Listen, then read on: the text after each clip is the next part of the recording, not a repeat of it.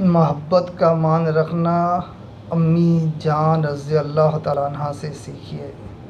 عورت کو عزت تو اسی دن مل گئی تھی جس دن کسی نے پوچھا تھا کہ خاتم الانبیاء سے کہ آپ کو سب سے زیادہ محبت کس سے ہے؟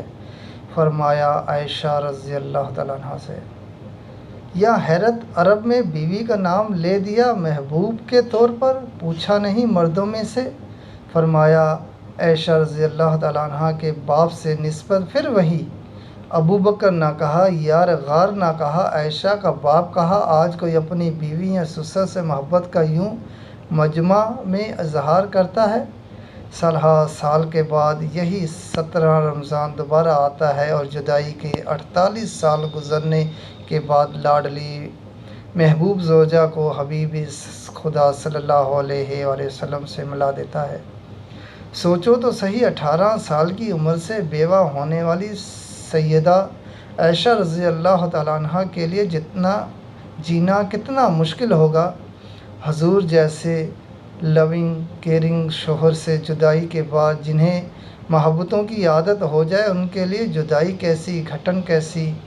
نہ پر دین نے سہارا دیا امی عائشہ رضی اللہ تعالیٰ عنہ کو۔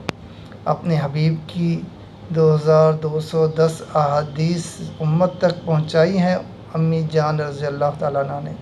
کیسے اپنے محبوب صلی اللہ علیہ وآلہ وسلم کی محبت کا مان رکھا۔ وہ فرماتے تھے، میری بیٹی فاطمہ رضی اللہ تعالیٰ عنہ، آپ عائشہ رضی اللہ تعالیٰ عنہ سے محبت رکھو۔ لوگوں، مجھے عائشہ رضی اللہ تعالیٰ عنہ کے بارے میں اذیت نہ دو، جن کی پاک دامنی کی گواہی سورۃ نور میں اتاری گئی۔ انہوں نے دین کی ایسی خدمت کی کہ بڑے اصحاب رسول اللہ صلی اللہ علیہ وآلہ وسلم بھی جب دین کے کسی مسئلے میں کنفیوز ہوتے تو امی عائشہ رضی اللہ تعالیٰ عنہ کے پاس جا کر مسائل پوچھتے۔ دین کا تیسرا حصہ ہمیں امی عائشہ رضی اللہ تعالیٰ عنہ سے ملا۔ ہمیں ان کی بیٹیاں ہونے پر فخر اور شکر ہونا چاہیے۔ بنت ابو بکر کو